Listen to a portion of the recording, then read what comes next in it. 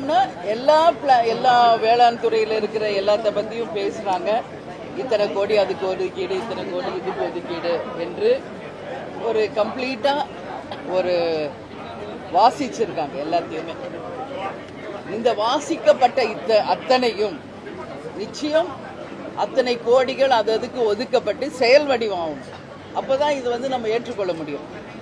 இன்னைக்கு நாங்கள் தேமுதிக எஸ்பெஷலி எதிர்பார்த்தது தமிழ்நாடு முழுக்க கிராமம் வாரியாக பாதிக்கப்பட்டிருக்கிற பெண்களுக்கு 100 நாள் வேலை வாய்ப்பு திட்டம். அதுதான் very very very important.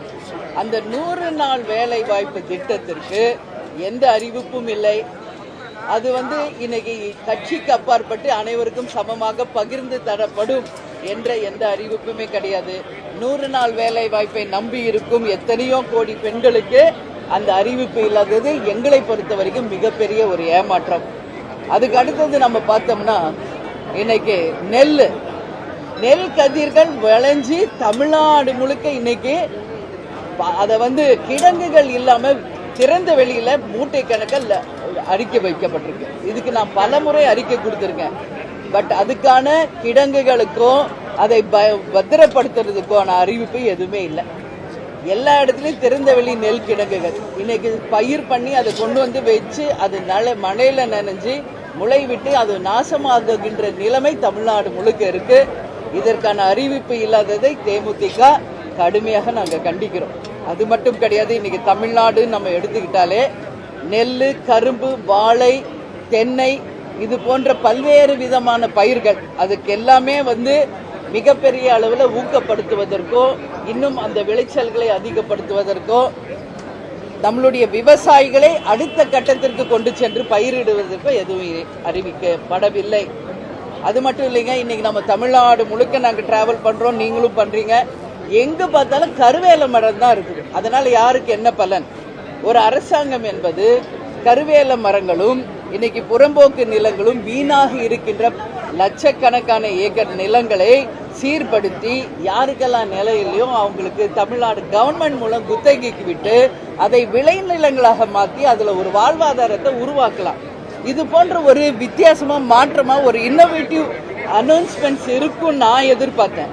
DMDK எதிர்பார்த்துச்சு. But அது மாதிரி எல்லாம் எதுவுமே இல்லைங்க. நேற்று அறிவிக்கப்பட்ட பட்ஜெட் ஆகட்டும், இன்னைக்கு அறிவிக்கப்பட்ட வேளாண் பட்ஜெட் ஆகட்டும், பல ஆண்டுகளாக அறிவிக்கப்பட்ட அந்த திட்டங்களுக்கு பெயர் மாற்றம் செய்து ஜஸ்ட் அதே திட்டங்கள் தான் பெயர் மற்றும் மாற்றப்பட்டு அதற்கு திருப்பி ஒரு திட்டமாக அறிவிச்சிருக்காங்களே ஒழிய மாற்றத்தை கொண்டு வருவோம் என்று சொன்ன இந்த ஆட்சி எந்த மாற்றமான ஒரு அனௌன்ஸ்மெண்ட்டும் இல்லை. இன்னைக்கு நம்ம வெளிநாடுகளுக்கெல்லாம் நம்ம போறோம். எங்க போனாலும் இந்தியாவில் தயாரிக்கின்ற உணவுப் பொருட்கள், அதாவது விளைநிலங்களில் உருவாகின்ற அந்த விளை பொருட்களை யாரும் வாங்குறது இல்லை வெளிநாட்டில். நான் கூட கேட்டேன், ஏன் நம்மளுடைய ஏன் வாங்க மாட்டேங்கிறீங்க? எல்லாமே உரம், அதாவது கெமிக்கல் ஃபெர்டிலைசர்ஸ் யூஸ் பண்றதுனால வெளிநாடுகளில் இந்திய உணவு தானியங்களுக்கும் சரி, இந்தியாவில் தயாரிக்கப்படும் அந்த உணவு பொருட்களுக்கு எங்குமே மார்க்கெட் கிடையாது. அதனாலேயே எங்கேயுமே வாங்க மாட்டேங்கிறாங்க. ஒரு இயற்கை உரத்தை நம்ம ஊக்கப்படுத்தணும். கெமிக்கல் ஃபெர்டிலைசர்ஸ் இல்லாத ஆரோக்கியமான ஒரு உணவு முறையை நாம கொண்டு வரணும். அப்போ வெளிநாடுகளுக்கு அதை எக்ஸ்போர்ட் பண்ணும்போது நம்ம விவசாயிகளின் வாழ்வாதாரமும் உயரும், அவங்க வாழ்க்கைக்கு வேண்டிய வருமானமும் வரும். இன்னைக்கு விவசாயிகள் ஏன் கஷ்டப்படுறாங்க? அவங்க கஷ்டப்பட்டு உருவாக்குற அந்த பயிருக்கு உரிய விலையே கிடைக்கலையா அவங்களுக்கு? அதனாலதான் இன்னைக்கு கடனாளிகளாக தற்கொலை செய்து கொண்டு தங்கள் உயிர்களை மாற்றிக்கொள்ள அந்த அளவு இன்னைக்கு விவசாயிகள் இருக்காங்க. இதையெல்லாம் மாற்றி ஒரு இன்னோவேட்டிவா ஒரு அடுத்த கட்டத்துக்கு நம்ம விவசாயத்தை கொண்டு செல்வதற்கு எந்த அறிவிப்புமே இல்லை. நம்ம இந்தியா எப்பவுமே சரி, அதுவும் தமிழ்நாடு எஸ்பெஷலி விவசாயம் சார்ந்த பூமி. நம்மளுடைய பேக் போனே நம்மளோட அக்ரிகல்ச்சர் சிஸ்டம் தான். ஆனா அந்த அக்ரிகல்ச்சர் இன்னைக்கு ஸ்லோவா குறைந்து கொண்டே போகுது. எல்லா இடமும் விளைநிலங்கள் பிளாட் போட்டு வித்துக்கிட்டு இருக்காங்க. அது மட்டும் இல்லாம உரிய விலை கிடைக்கிறது கிடையாது. எங்கு பார்த்தாலும் பயிர் நாசனம் ஆகும்போது அதுக்கான பயிர் கடன்கள் தள்ளுபடி இல்லை என்று பல்வேறு பிரச்சனைகள் இன்னைக்கு மாட்டியிருக்காங்க. இன்னைக்கு காவேரி தண்ணி இப்பதான் வருது. இது கடைமடை வரைக்கும் போகணும். சாகுபடி வந்து முடிஞ்சு குறுவையும் ஆரம்பிச்சாச்சு, இன்னும் பயிர் பண்ண முடியல. அப்போ அதை நம்பி வாழும் விவசாயிகளுக்கு வேற என்ன ஆதாரம் என்பது ஒரு கேள்விக்குறி இருக்கு. அது மாதிரி இது மாதிரி பல்வேறு விஷயங்கள் இன்னைக்கு அறிவிக்கப்படல.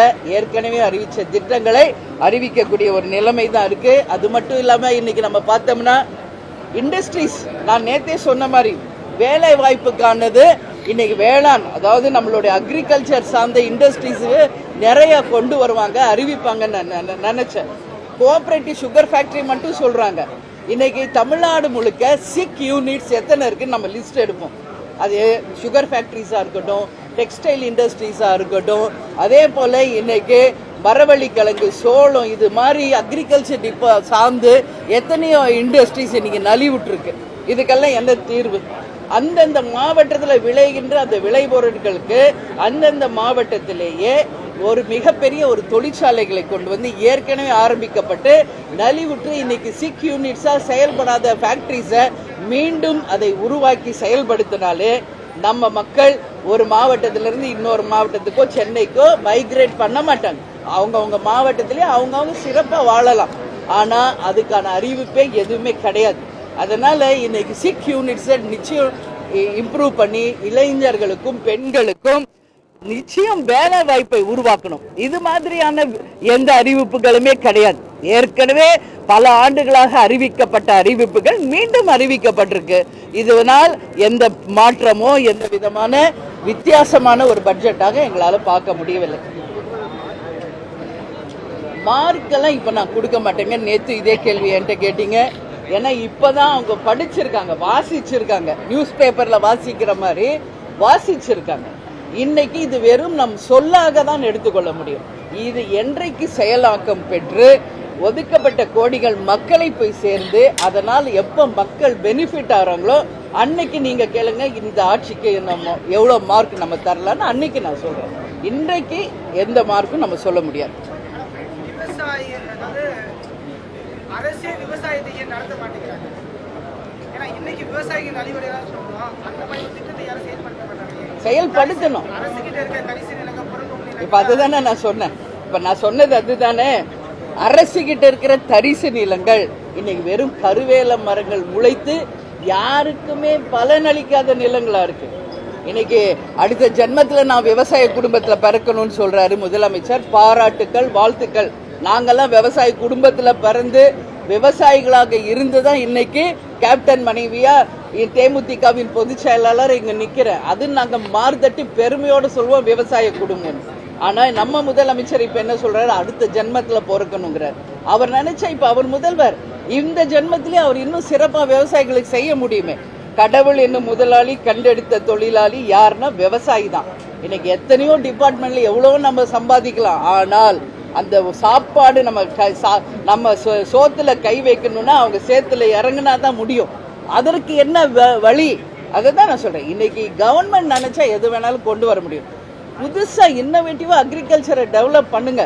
வெளிநாட்டுல இன்னைக்கு பல டன் இன்னைக்கு உற்பத்தி ஆகுது, தரமான உணவு உற்பத்தி ஆகுது. ஏன் நம்மளால பண்ண முடியல? ஏன் இந்திய உணவுகளை ஏற்றுமதி செய்ய முடியல? ஃபெர்டிலைசர் அதெல்லாம் மாத்துங்க. தரிசு நிலங்களை விளை நிலங்களா மாத்துங்க. எத்தனையோ கோடி மக்கள் இன்னைக்கு விளை நிலங்கள் இல்லாம கஷ்டப்படுறாங்க. அவங்களுக்கெல்லாம் இந்த விளை நிலங்களை குத்தகைக்கு விடுங்க கவர்மெண்ட். ஆடு மாடு நீங்க இலவசமா தர்றீங்கன்றீங்க. இது ஏற்கனவே பல ஆண்டுகளா இருக்கிறதா, வரவேற்கிறோம். ஆடு மாடு கோழி இது மட்டும் கிடையாது, மீன் பறவை வேணும் நம்ம வளர்க்கணும். அது மூலம் ஒரு எக்ஸ்ட்ரா இன்கம் அவங்களுக்கு வரும். இதுக்கு அப்பாற்பட்டுங்க இன்னும் நிறைய இருக்கு தமிழ்நாட்டில். நான் டைம் எல்லாருக்கும் வாய்ப்பு கொடுக்கணுன்றதுனால தான் சொல்றேன். உப்பளங்கள் இது யாருமே மைண்ட்ல எடுத்துக்கிறதே கிடையாது. அந்த உப்பிட்டவரை உள்ளளவும் நினைன்னு நம்ம சொல்றோம். அந்த உப்பளங்களை தயாரிக்கும் உப்பளத்தை உற்பத்தி செய்பவர்கள் இன்னைக்கு எவ்வளவு கஷ்டத்துல இருக்கிறாங்க என்பதை நேரா போய் பார்த்தாதான் தெரியும். நான் நேரடியாக சென்று அந்த களத்துக்கே சென்று அவங்களுடைய கஷ்டத்தை நாங்க பார்த்துருக்கோம். அந்த உப்பளத்துல இன்னைக்கு பாதிக்கப்பட்டவங்களுக்கு இந்த கவர்மெண்ட் நிச்சயம் ஹெல்ப் பண்ணும். அதனால என் கவர்மெண்ட் எந்த வருமானம் இல்லைன்னு கவர்மெண்ட் சொல்றாங்க. நான் என்ன சொல்றேன், அவங்க நீங்க போடுங்க ஒரு குத்தகை 5000 ஒரு 10,000 ஒரு ஏக்கருக்கு போடுங்க. அவங்க கொடுக்க தயாரா இருக்காங்க. ஆனா அவங்க வாழ்வாதாரம் கேள்விக்குறியா இருக்கு. மீனவர்களுடைய வாழ்வாதாரம் கேள்விக்குறியா இருக்கு. அது மட்டும் கிடையாது, இன்னைக்கு பனை தொழில் அதை நம்பி இருப்பவங்க வாழ்க்கை கேள்விக்குறியா இருக்கு. இங்க நம்ம கள்ளு இறக்கணும் என்று விவசாயிகள் பல ஆண்டுகளா கோரிக்கை வச்சுட்டு இருக்காங்க. அந்த கல்லை வந்து இறக்குனா அதன் மூலம் எங்களுடைய வாழ்வாதாரம் சிறக்கும் என்று. ஏன் பண்ணக்கூடாதா? இன்னைக்கு நம்ம இளநீரை ஊக்கப்படுத்துங்க, பதப்படுத்தப்பட்ட அத கல்லு வந்து எல்லா இடத்துலையும் நம்மளுடைய ரேஷன் கடையிலிருந்து சாதாரணமா அனைவரும் குழந்தையிலிருந்து முதியவர்கள் வரைக்கும் ஒரு ஹெல்த் ட்ரிங்கா அதை நீங்க கன்வெர்ட் பண்ணி கொடுங்க. விவசாயிகளும் அதனால நல்லா இருக்க முடியும். இது போன்ற நிறைய விஷயம் இருக்குங்க. அதனால இன்னைக்கு சிக் யூனிட்ஸை வந்து நிச்சயம் இந்த அரசு கவனத்துல கொண்டு நிச்சயம் இளைஞர்களுக்கும் மற்றவங்களுக்கு வேலை வாய்ப்பை தரணும். 100 நாள் வேலை வாய்ப்பை உறுதிப்படுத்தணும். பெண்களும் விவசாயத்தில் ஈடுபடுத்துவன்றாங்க. ஏற்கனவே நிறைய 90% பெண்கள் விவசாயத்தில் ஆல்ரெடி இருக்காங்க. பட் அவங்க சம்பாதிக்கிறது அவங்களுக்கு பத்தாது. அதனால தான் இன்னைக்கு ரேஷன் பொருளையும் இவங்க கொடுக்கின்ற பெண்களுக்கான உரிமை தொகைக்காகவும் இன்னைக்கு பெண்கள் போராடுற நிலைமை. அதனால பெண்கள் சுயமா சம்பாதிக்கணும்னா விவசாயத்துறையில பெண்களை எல்லா விதத்திலையும் மேம்படுத்தணும். அதுக்கு அரசு உறுதுணையாக இருக்கணும். அடுத்த ஜென்மத்தில் நான் விவசாயி மகனா பிறக்கணுன்றதுல இப்பவே மக்கள் உங்களுக்கு அதிகாரம் கொடுத்துருக்காங்க. நீங்க நினைச்சா இன்னையிலிருந்தே நீங்க விவசாயியா மாறலாம். நீங்க மாறுங்க, விவசாயிகளுக்கு உண்மையான முதல்வராக இருங்கள் என்று நாங்கள் கேட்டுக்கொள்கிறோம். ஓகே, நன்றி, வணக்கம்.